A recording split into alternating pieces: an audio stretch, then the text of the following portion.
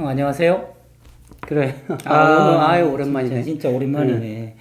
처음에 형이 혼자 이게 사례 관리 이야기할 때 제가 열심히 봤는데 같이 하면 더 좋았을 텐데 이런 생각이 들었어요. 왜냐하면 그땐 저희 어머님이 요양병원 계시다가 아산병원 위중증 환자 격리병동으로 가셨단 말이에요. 코로나 확진을 받아가지고 그래서 올 수가 없어가지고 이제 그 어머님이 기적적으로 또 퇴원을 하셨어요.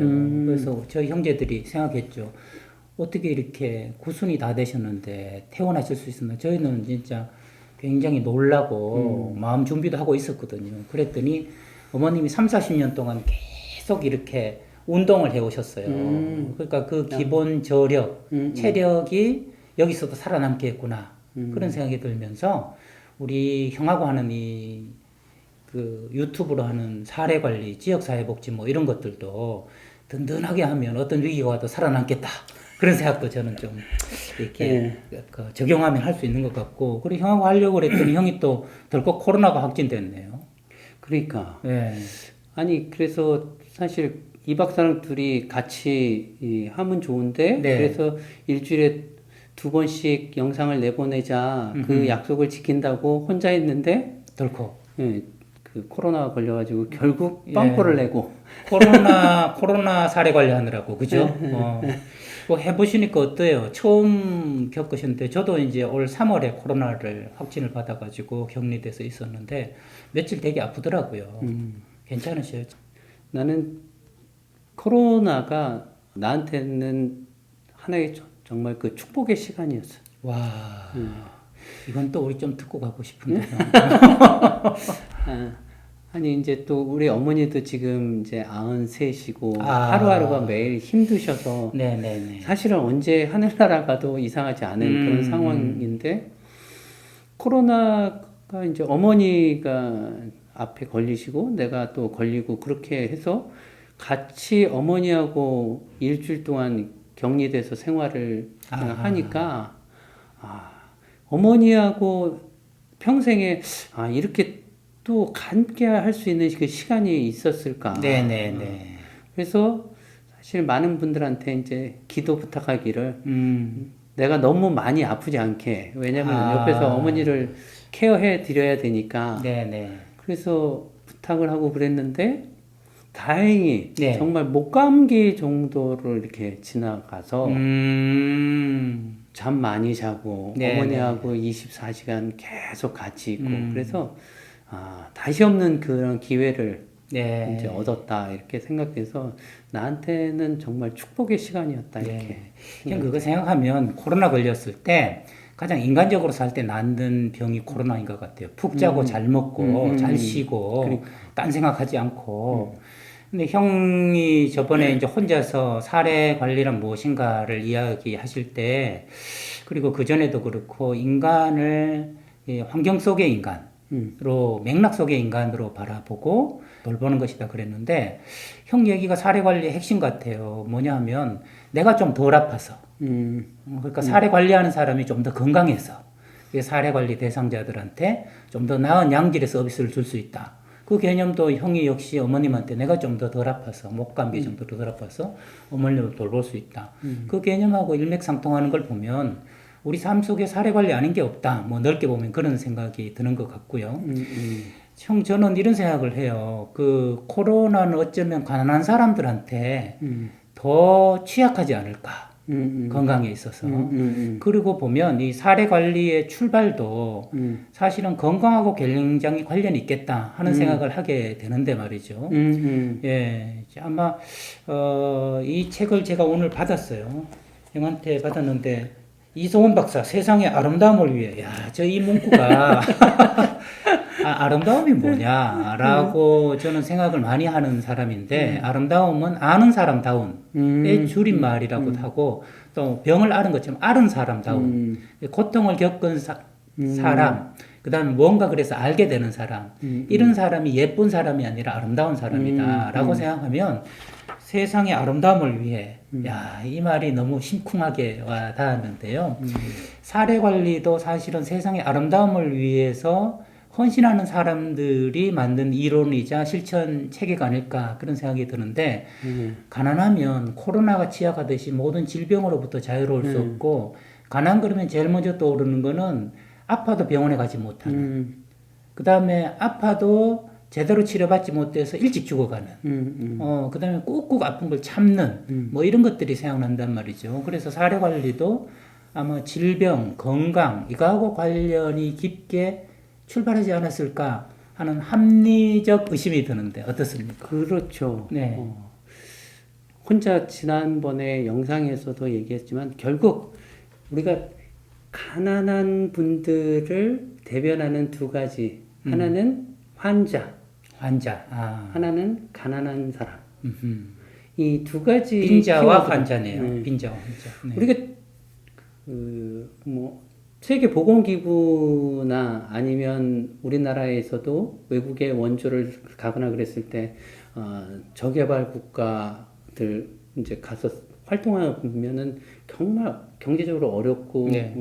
그런 상황 속에 있는 사람들은 되게 질병에 많이 노출돼 있고 왜냐면 공중보건이 잘 안 돼 있으니까. 그렇죠. 뭐. 그러니까 항상 보면 건강에 대한 대응 네. 그리고 가난한 삶, 그냥 일상생활, 생계 유지를 해가는 일상생활에 대한 대응. 이 환자를 위한 대응과 빈자를 위한 생활의 대응. 그 두 가지 같이 간다는 거죠. 두 가지가 항상 같이 이렇게 가게 되잖아요. 네.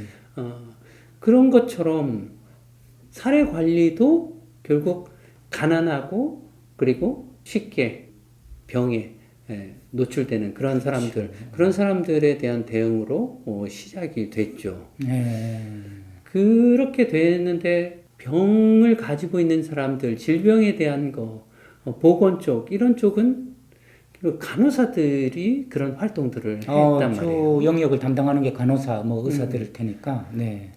그 사회 서비스의 출발이 사실 간호사들의 자원봉사 모임의 활동에서부터였어요. 네.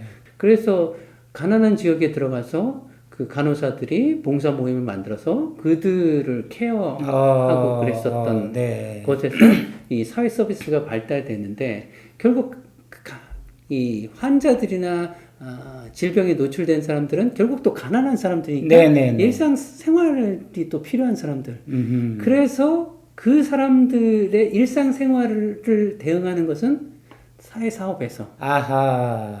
그러니까 사회 서비스의 시작과 지금 발전된 그 뿌리는 간호사들과 사회복지사들이 이 뿌리를 내리게 만들었다라고. 국어는 국어 선생님이, 수학은 수학 선생님이 오셔가지고 그 과외를 가르쳐 주시듯이 그렇게 되는 거네요. 저는 간호사면 나이팅게일이 떠오른단 말이에요. 그러니까 뭐 쉽게 얘기하자면 비유하자면 나이팅게일 수천 명이 정말 가난한 사람들을 이렇게 돕는데 병만 이렇게 치료해 주는 게 아니라 병 이외에 가난에 관련된 많은 어려움이 있더라. 이건 누군가가 필요하다. 그때 사회사업 하는 사람들이 들어와서 그 영역을 맡아서 두 개 영역으로. 그러면서 사회사업에서 사례관리라는 것이 이제 모양이 꿈틀꿈틀 만들어지는 거군요. 그렇죠. 네. 그러니까 우리가 세틀먼트도 살펴봤었잖아요. 네. 그리고 COS에서도 활동했던 것들이 있었잖아요. 그쪽에서는 이제 가난한 사람들의 일상 생활, 생계 유지 그런 것들을 위해서 활동을 했는데 결국 그 사람들이 또 질병에 노출돼 있으니까 질병을 관리해 줄 수 있는 그 사람들이 필요한 건데 그때 또 한 지역에서 결국 환자들에 대한 간호 서비스를 위해서 들어와서 활동하는 그런 사람들이 있으니까 서로 자연스럽게 협력하게 된 거죠. 그러니까 사회복지 쪽에서는 간호사들이 필요했던 거고 간호사들이 활동하는 데서는 결국 환자들은 또 가난하니까 그러니까 이 사람들은 생활 지원이나 이런 것들이 필요한데 그거는 또 사회사업을 하는 사람들이 또 활동을 하고 있으니까 또 그들에게 도움을 또 요청하고 그래서 서로 도움을 요청하고 그래서 협력 관계로 시작이 됐죠.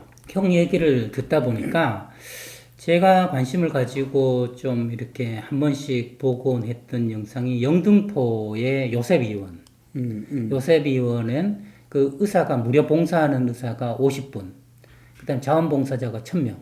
그다음에 후원해주는 분들이 10,000명. 지금은 뭐 굉장히 더 늘어났는데 그게 한 30년째 유지되고 있는데 그게 전부 다 그 아까 말씀하신 간호사처럼 그 노숙인들을 무료로 전부 다 건강 약을 주고 치료를 해주고 수술을 해주고 전부 무료 봉사를 의료 봉사를 하고 있다는 거죠. 선우경식 그 옛날에 원장님이 만든 요셉의원이 그래서 굉장히 큰 뭐 아산 사회공헌상도 받고 그런 걸로 알고 있어요. 그걸 보면서 지금 형이 이야기한 간호사들의 역할 그게 떠오르는데 거기서 하는 일을 이제 다큐 같은 걸로 보면 역시 의료만 가지고 되는 게 아니라 사무장 같은 사람이 직접 찾아가가지고 김씨 괜찮냐, 밥은 먹었냐 이렇게 이야기를 하면서 다독여주고 근데 이제 제가 사는 곳이 용산인데 용산에 보면 개척교회 목사님 부부가 벌써 한 20년째 그 노숙인들 용산의 노숙인들을 밥을 늘 주더라고요. 점심을. 그걸 보면 이건 의료하고 또 다른 거잖아요. 그렇죠. 그다음에 청량리 쪽에서 그 최일도 목사님 바퍼 공동체 그걸 또 오랫동안 30년 이상 해오셨잖아요. 그걸 보면 우리 사회에서도 형이 말한 그런 간호사들이 하는 역할과 사회사회과들이 하는 역할이 그 치료만 가지고도 안 되고 또 밥도 필요하고 그럼 밥이 필요한 사람에게는 치료 필요한 사람들이 필요하고 또 치료하는 사람한테는 밥을 필요하는 사람 필요하고 요셉의원은 바퍼 이쪽이 필요한 거고 바퍼는 또 요셉의원이 필요한 거고 그런 게 아닐까 상호 좀 우리가 서로 협력하여 공동의 선을 이루다 하는 것처럼 그런 것들로 사례 관리가 시작됐다는 건 정말 아까 써주신 대로 아름다움을 위하여 공동 선의 연대를 한 것이다 이런 생각이 드네요. 맞아요. 네. 처음에 이제 자원봉사 조직들로부터 사회복지도 자원봉사로 네. 시작이 됐던 거고, 그리고 간호사들도 자원봉사로 네. 시작이 됐었던 거고, 아름다움을 위해서 시작을 하긴 했는데, 사실은 항상 좋은 것만 또 있는 건 아니니까. 또 그 이면에는 네. 빈곤한 사람들이 급격하게 늘어나고 그러면서 네. 사실은 이런 공공기금들, 이제 네, 그들을 네. 위한 여러 가지 그 공공펀드들, 이런 네. 기금들이나 이런 거에서 너무 많은 비용들이 많이 이제 지출이 되고 발생이 네. 되니까 비용. 네. 이 비용을 어떻게 하면 좀 줄이고 억제할 수 있을까? 네. 이런 고민들이 또 한쪽에 예, 있게 사실 돼요. 비용이 한없이 들어가면 효과는 높아지지만 그 효율성이라는 건 떨어지잖아요. 비용 대비 산출, 그죠? 그러니까 어떻게 효율적으로 할 것인가 하는 비용을 효율적으로 쓸 것인가, 그다음 그렇죠. 비용을 낭비하지 않고 잘 쓸 것인가, 뭐 이런 고민들이 이제 덩치가 커지면서 나타나기 시작할 수밖에 없다는 말씀이네요. 맞아요. 네. 그러니까 어쨌든 그 기금이라는 게 한계가 있으니까. 네, 네. 그래서 이제 보건 쪽에서도 처음에 자원봉사 조직들이 이제 그런저런 생각을 하지 않고 아름다운 활동으로 이제 했었지만 네, 네. 그런 가운데서 이제 이것이 활성화되고 그러면서 여러 가지 또 펀드들도 생기고 이제 또 단체들도 생기고 이렇게 되면서 다른 한편에 있어서는 이제 자금 압박이라고 하는 것이 생기면서 네, 네. 그러면서 이제 그럼 어떻게 하면 비용을 좀 줄일 수 있을까? 비용 절감. 네, 네. 비용 절감. 어떻게 하면 비용을 줄일 수 있을까 하는 고민으로까지 진전됐다는 거죠. 그렇죠. 그래서 이제 공공기관, 공적기관, 그 대학의 뭐 간호부라든지 이런 쪽에서는 1900년도 그 당시에 이 간호사 쪽에서 비용을 절감하면서 서비스를 제공할 수 있는 그런 이 방법론이나 전략 이런 것들을 마련해서 이제 시행을 하게 돼요. 네, 네. 그게 어떤 거였을까요?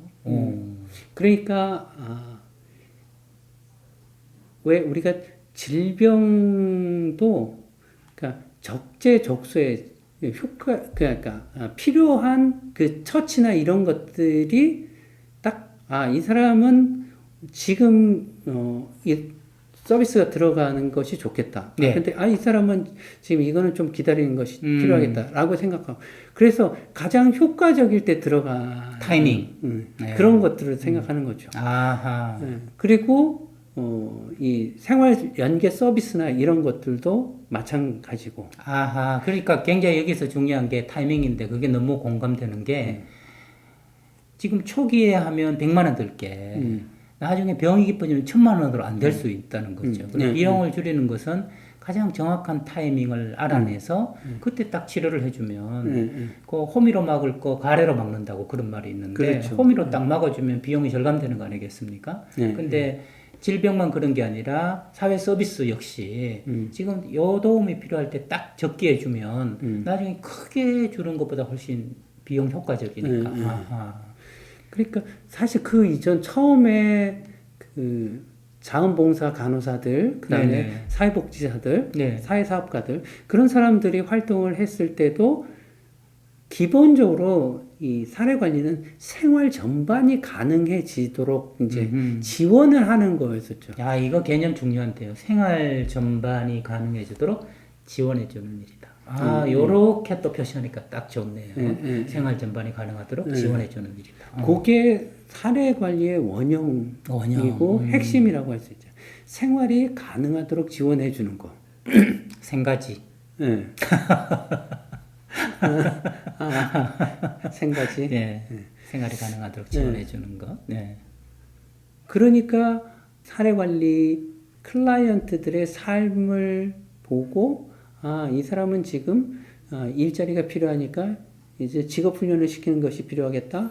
이 사람은 지금 일을 나가야 되는데 지금 애에 맡길 곳이 없으니까 타가 서비스가 필요하겠다. 네. 이런 식으로 해서 필요한 서비스들을 이제 적재적소에 이렇게 공급하는 그런 것들을 하긴 했었지만 그게 이제 처음에 자원봉사자들이니까 느슨했죠. 아하, 네네네. 비용이나 이런 걸 생각하고 줄이고 효과적으로 가야 된다. 이것보다는 클라이언트 중심으로 이제 지원됐었는데, 근데 비용이 너무 많이 이제 발생을 하니까 이거를 좀 체계적으로 효과적으로 관리를 해야 되겠다. 이렇게 생각을 하게 된 거죠. 그러니까 이걸 사자성어로 얘기하면 주먹구구에서 일목요연으로 갔다. 뭐 그렇게 볼 수 있는 거는 뭐 일목요연까지 안 해도 좀 더 체계적으로 여기서 약간 향이 나는 게 체계의 향과 전문의 향이 좀 나기 시작하는 것 같아요. 네, 그렇죠.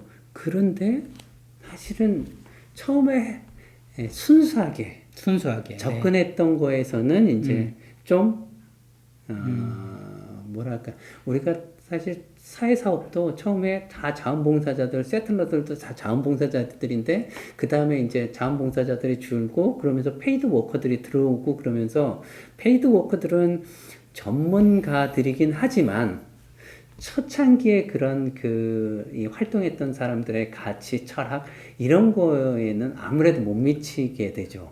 야, 형, 제가 가정폭력 상담소와 운명을 같이 한 것이 한 25년이 넘어요. 25년이 넘는데 그 상담소장님들과 실무자들이 다 하는 소리가 뭐냐 하면 우리가 가장 사이가 좋았던 때는 건물 없이 우리 사무실 하나만 있으면 좋겠다 하면서 우리 열심히 이럴 때가 가장 사이가 좋았대요. 근데 사무실이 만들어지고 직원이 늘어나고 이러면서부터 서로 오해하고 싸우고 이런 것들이 많아서 박하사탕, 나 돌아갈래. 그때로 돌아갈래 하는 마음이 든다는 거죠. 그래서 페이드 워커라는 말 속에서 퓨어, 순수한 그것이 아니라 페이드라는 데 대해서 각자 들어온 목적, 이해관계도 다 다를 테고 그 속에서 수많은 갈등들도 있을 수 있겠구나. 그래서 체계화 전문화의 그림자는 순수화의 태색일 수 있겠다. 이런 그렇죠. 생각이 드는 맞아요. 거네요. 네. 그래서 사실 사회복지도 우리가 그런 순수성을 유지하려고 노력은 하지만 오늘날 사회복지도 전문직이라고 이렇게 하면서 처음에 활동했던 그런 철학과 가치 이런 것들을 그대로 유지하는 것이 그렇게 쉽지는 않은 거나 마찬가지. 네. 근데 형이 이렇게 유튜브를 만들고 제가 또 여기 와서 형이랑 함께 이렇게 하는 이유는 박하사탕의 일환이 아닐까 그런 생각이 들어요. 맞아. 정말 지역사회복지란 무엇인가 그 기둥을 든든히 해서 거기에 관련된 것들을 제대로 잡아 나가자. 순수함에서부터 출발하자 하는 것처럼 사례 관리가 무엇인지 그 뿌리부터 제대로 알아서 여기서부터 제대로 순수함을 이제 번져 나가게 하자 이런 뜻으로 하는 게 아닐까 싶어요. 역시 형이랑 이렇게 이야기를 나누다 보니까 저도 숨통이 트이고 우리가 각자 코로나 때문에 못 만났지만 이렇게 만나서 다시 시작하니까 희미하던 것들이 그 다음에 그런 거 아닐까 하는 것들이 아 그랬구나 하는 걸로 정리가 되는 느낌이 들고 오늘은 뭐 생가죠 그죠? 생활이 가능하도록 조성해주고 지원해주는 게 사례관리 순수함에서 시작했다. 그것이 의료와 사회사업 쪽에서 체계화 전문화 비용 절감을 위해서 노력을 해나가기 시작했다. 그러나 그것이 항상 밝았던 것은 아니고 그림자들도 존재했다. 요 정도 정리하고 우리 다음 시간에 또 더 구체적으로 가지를 뻗어서 나가면 어떨까 싶어요. 아, 네. 좋지. 네. 근데 역시 네. 우리가 좀 하다 보니까 네. 원래 이제 조금 다음 시간에 할 것까지를 생각을 했었는데 네, 네. 벌써 시간이 이렇게 또 지나가네요. 그렇게 금방 가네요. 네. 형 좋은 사람하고 만나면 시간이 빨리 갑니다. 저는 그렇게 생각하면서 여러분들과도 다음 시간에 뵙게 네, 우리 다음 또 시간에. 늘 네. 뵙겠습니다. 네.